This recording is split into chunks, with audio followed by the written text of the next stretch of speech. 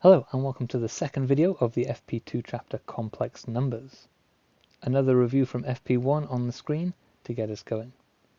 Using Z1 equals this and Z2 equals this, show that this is true for the modulus of each and this is true for the argument of each. So we're just going to jump straight in and multiply these together.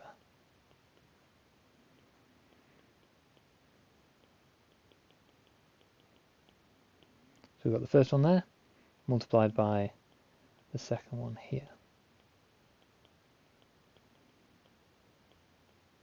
Here we can see very easily that the two moduli just combine at the front, R1, R2. So the first one is pretty much there. We just need to manipulate the rest to get what we need. Multiplying these together, I'll put in one big bracket, but we're expanding the two brackets here together. So we've got cosine theta 1 times cosine theta 2 plus I squared sine theta 1 sine theta 2 plus I times cosine theta 1 sine theta 2, and finally I sine theta 1 cosine theta 2. Then we can remember that I squared gives us a minus, so I'll get rid of that and replace it with a minus, and over here I'll make a little bracket here, factorize out this I. From here, to tidy this up, we need to consider our double angle formulas for sine and cosine. And we can see, if you look at this, cosine A plus B is this, matches this bit here, where theta 1 is A, theta 2 is B, minus sine theta 1, theta 2, A and B. So I can replace these two with the cosine of the addition of the two angles. We've still got R1, R2 on the front, and then we've got cosine theta 1 plus theta 2. Over here, we've got this identity going backwards here, sine A plus B, sine A cos B, sine A cos B, where A is theta 1 again, cos A sine B, cos A sine B. So this bracket with the I in front can be replaced with sine of the addition of the two angles.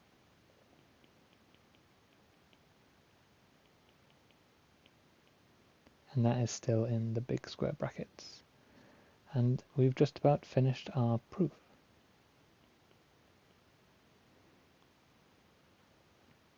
Because the modulus of the combined Z1, Z2 is obviously R1, R2.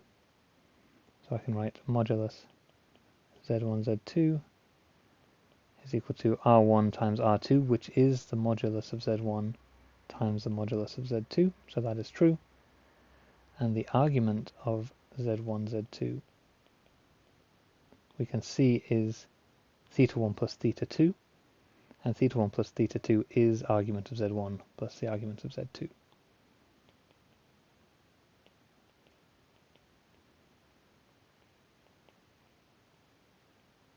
And there we go. I'll put this up as a starter on this video because we are going to use these in this section. Multiply and divide complex numbers in exponential form. Given these results, so we're starting with these results, and we've just proven that this is true and that this is true. I have not yet proven that this is true and that this is true, but we're going to use those anyway, and at the very end, if you're really keen to see that these are true, I'll put a little proof at the very end of the video. But given these results, it follows directly that if Z1 equals this and Z2 equals this, then Z1 times Z2 must be R1 times R2 because of this, times e to the I theta 1 plus theta 2 because of this. Similarly, because of these two, we've got this relation for the division of Z1 divided by Z2 must be R1 divided by R2 e to the I theta 1 minus theta 2. Now you might think, why did we need these results at all? We can see straight away using our indices rules that if you multiply these two, you get this, and if you divide these two, you must get this. But what we have not done at any point is proven that the indices rules are still true and are still the same using complex numbers as opposed to real numbers. We never did that. And we can't assume that indices are used in exactly the same way with complex numbers as they are with real numbers. For example, inequalities don't work quite the same way. So we've got to be careful making assumptions like that without proving them. But we can see using these, which we have proven, that these are true. So you can say, in the case of this and this being multiplied and divided, indices rules do hold true in this situation. But we can't start with that assumption to prove these. And that's basically it for the notes in this video. We're going to go through a couple of examples, express this in the form x plus iy. To do this, we go ahead and apply what we've just learned, the multiplication here. We can multiply 4 times root 5. And then we can add the arguments pi by 3 plus pi by 4, which gives us 7 pi by 12. And of course there's still an I in there. So the idea here is that the multiplication in exponential form is really quite easy. I could have changed this into this form, this into this form, and then expanded the brackets, and it wouldn't be difficult, but it would have taken longer. Much easier, quicker, just to do this, and now work with this and put it into this form, which I can do because I can first write it in modulus argument form.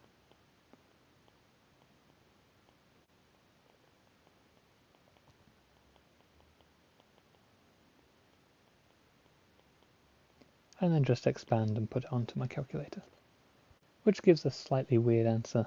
We've got minus root 30 plus root 10 as the x value, and I'll leave it like that rather than combining them because that's in an exact form.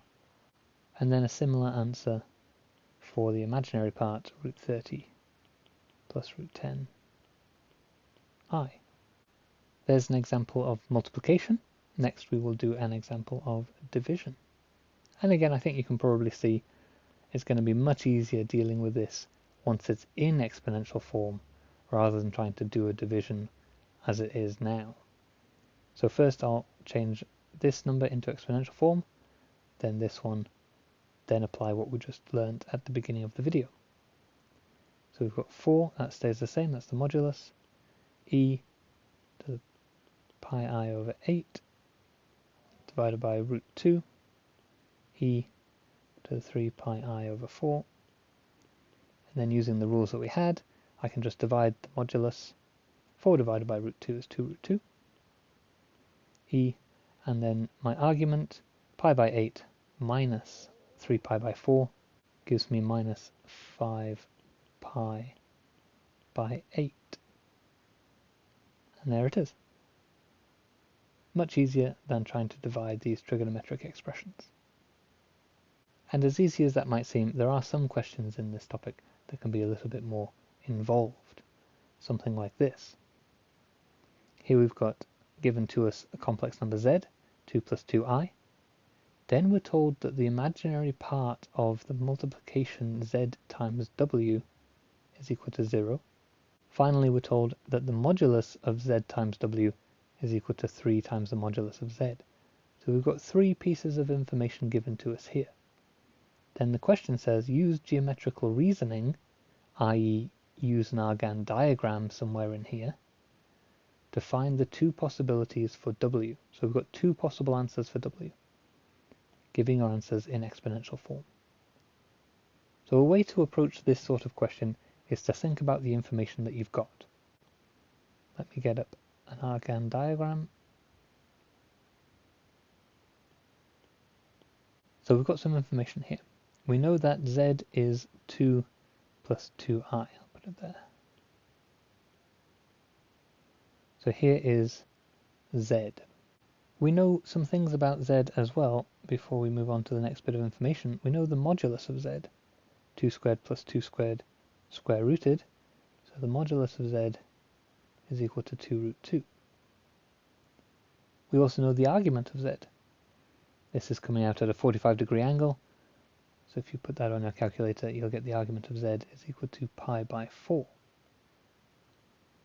And that is this angle here.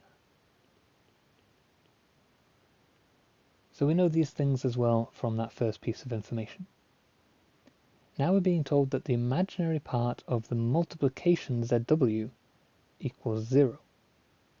So if the imaginary part equals 0, that means it's here somewhere along the real axis.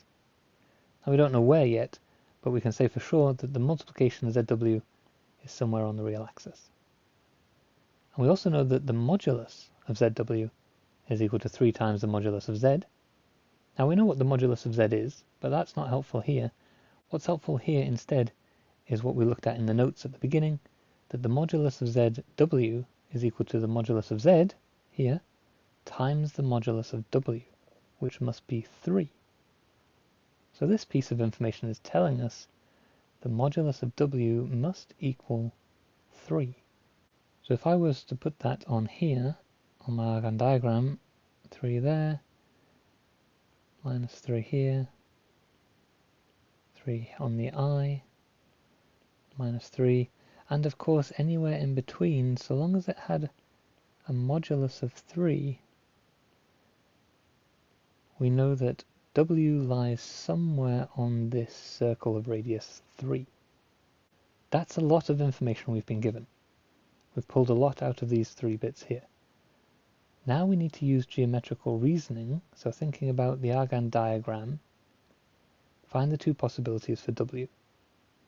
This is where this middle bit of information comes in. How does that tell us the final piece of information we need about w, which is the argument? We've got the modulus, we need the argument for w. How this helps is knowing that the argument of w plus the argument of z equals the argument of z times w, which we've been told has an imaginary part 0.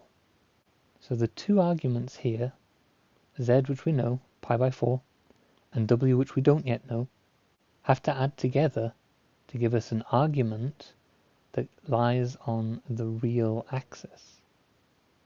So either it's going this way, in which case the argument is 0, or it's going this way, in which case the argument is pi. So we've got 2 options here. The argument of zw must be 0 or pi. These are our 2 options in order to make this statement true.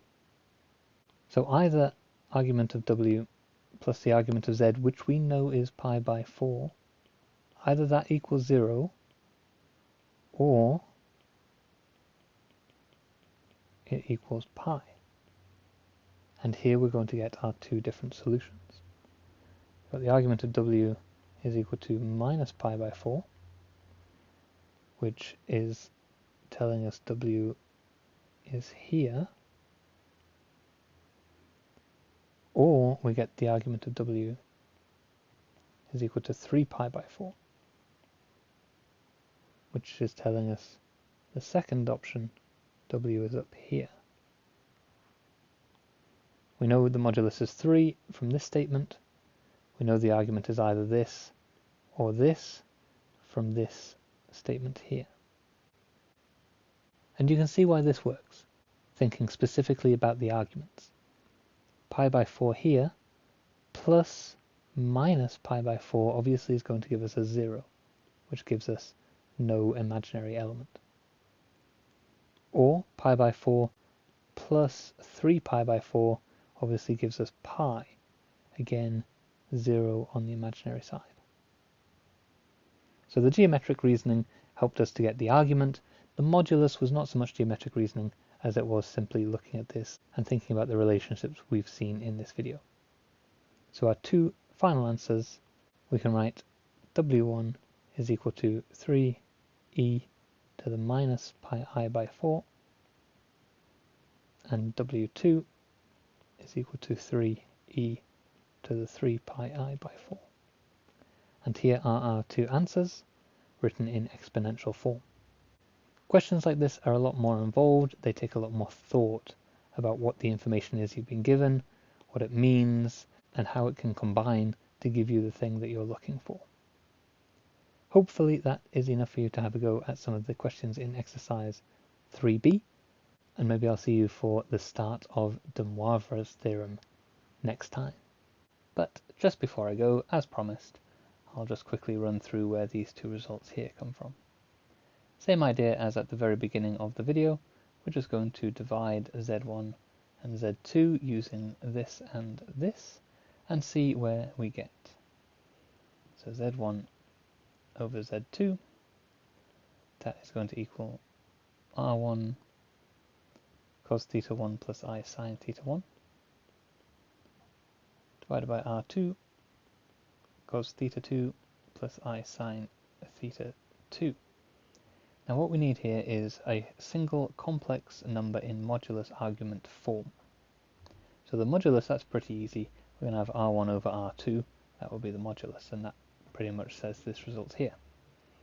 But for this part here, we're going to need to get rid of the fraction, and we need it in some sort of format like this, where the argument will be whatever it will be. So to manipulate that, I need to get rid of the denominator here. To get rid of the denominator here, I multiply by cos theta 2 minus I sine theta 2. And I know that that will get rid of the imaginary part from work we've done before, but it will also get rid of the real part because of what we get coming out of that. So let's have a look at what we get if I multiply top and bottom of the fraction by cos theta 2 minus I sine theta 2.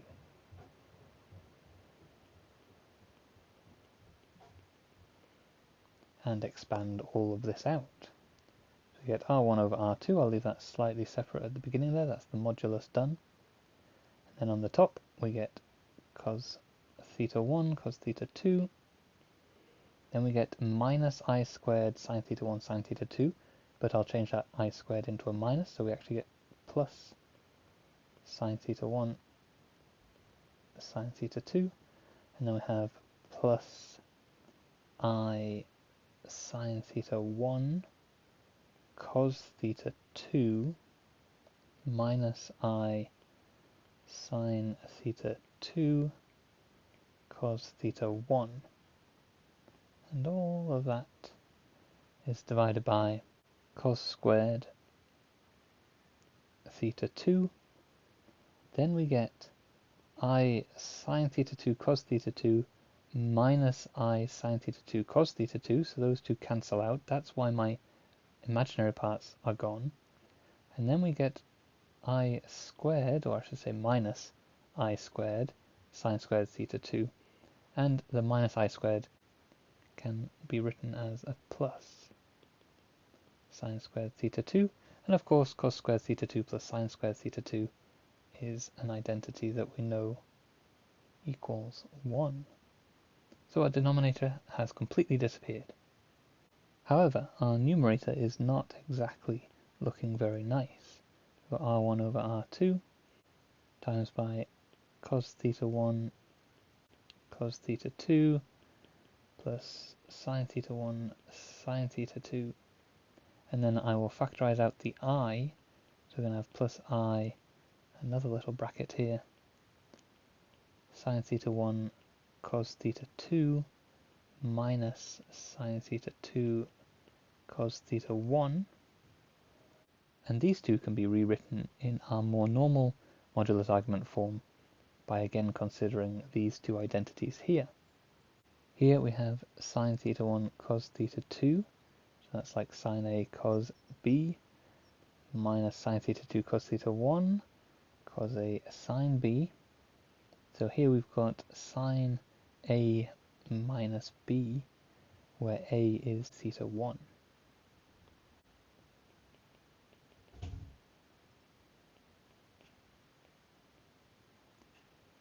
Then here, we can look at this one here, with cos A minus B, cos AB, you can see where we're going here, and sine AB, so we get a cos theta 1 minus theta 2.